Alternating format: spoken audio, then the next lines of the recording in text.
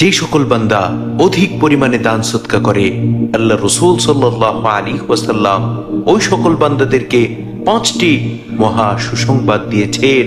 সুবহানাল্লাহ, সুবহানাল্লাহি ওয়া বিহামদিহি, সুবহানাল্লাহিল আযীম।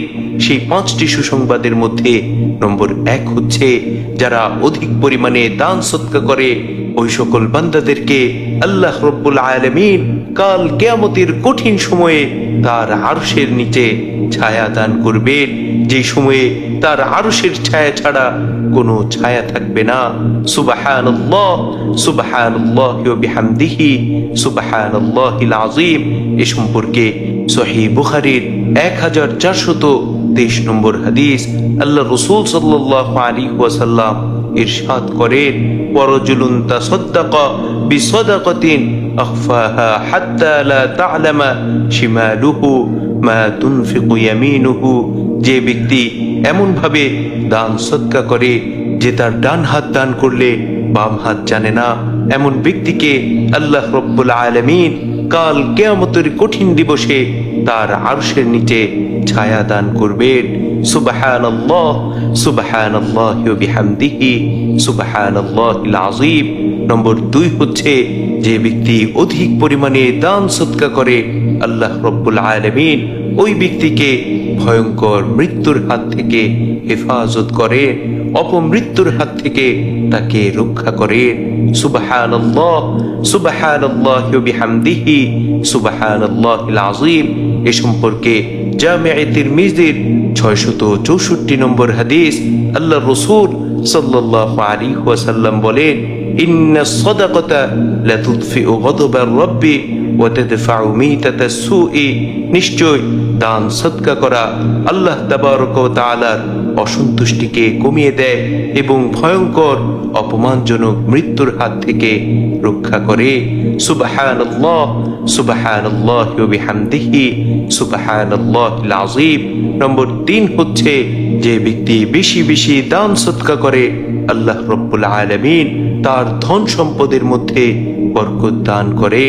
সুবহানাল্লাহ, সুবহানাল্লাহি ওয়া বিহামদিহি, সুবহানাল্লাহিল আযীম। এ সম্পর্কে সহিহ বুখারীর 1442 নম্বর হাদিস আল্লাহ রাসূল সাল্লাল্লাহু আলাইহি ওয়াসাল্লাম ইরশাদ করেন, মা মিন ইয়াউমিন ইসবিহুল ইবাদু ফীহি ইল্লা মালাকানি ইয়ানসিলানি। প্রত্যেক দিন সকালবেলা 2জন ফেরেশতা পৃথিবীতে অবতরণ করেন। ফায়াকুলু আহাদুহুমা আল্লাহুম্মা আ'তি মুনফিকান খালাফা। তাদের মধ্যে একজন ফেরেশতা আল্লাহ রাব্বুল আলামিনের কাছে দোয়া করেন, হে আল্লাহ, আপনি যারা দান করে তাদেরকে উত্তম প্রতিদান দান করুন। সুবহানাল্লাহ, সুবহানাল্লাহি ওয়া বিহামদিহি, সুবহানাল্লাহিল আযীম। অন্য ফেরেশতা এই বলে দোয়া করেন, আল্লাহুম্মা আ'তি মুমসিকান তালাফা। হে আল্লাহ, যারা দান সদকা করে না, যারা কৃপণতা করে, তাদেরকে আপনি ধ্বংস করে দিন। নাউযু বিল্লাহ, নাউযু বিল্লাহ। নম্বর 4 হচ্ছে, যারা অধিক পরিমাণে দান সদকা করে আল্লাহ রাব্বুল আলামিন তাদেরকে জাহান্নাম থেকে মুক্তি দান করবেন। সুবহানাল্লাহ, সুবহানাল্লাহি ওয়া বিহামদিহি, সুবহানাল্লাহিল আযীম। এ সম্পর্কে সহিহ বুখারীর 1417 নম্বর হাদিস আল্লাহ রাসূল সাল্লাল্লাহু আলাইহি ওয়াসাল্লাম বলেন, ইত্তাকুন নার ওয়ালাউ বিশাক্কি তামরিন। তোমরা এক টুকরো খেজুর দান সদকা করে হলেও জাহান্নাম থেকে বেঁচে থাকো।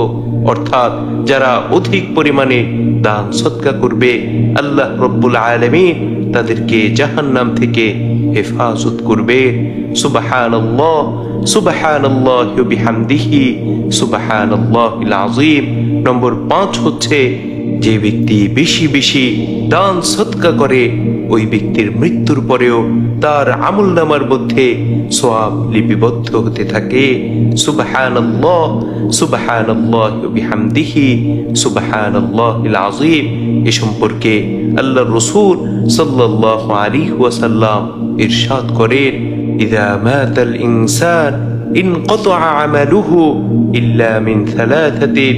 যখন কোনো মানুষ মৃত্যুবরণ করে তখন তার সকল আমলের পথ বন্ধ হয়ে যায়। তবে 3টি আমল ছাড়া তার মধ্যে অন্যতম হচ্ছে সদাকাতুন জারিয়াতুন, সদকায়ে জারিয়া, অর্থাৎ যারা বেশি বেশি সদকায়ে জারিয়া করবে, দান সদকা করবে, মৃত্যুর পরেও তাদের আমল নামায় নেকি লেখা হবে। সুবহানাল্লাহ, সুবহানাল্লাহি ওয়া বিহামদিহি, সুবহানাল্লাহিল আযীম। আল্লাহ রাব্বুল আলামিন আমাদের প্রত্যেককে বেশি বেশি দান সদকা করার তৌফিক দান করুন। আমিন।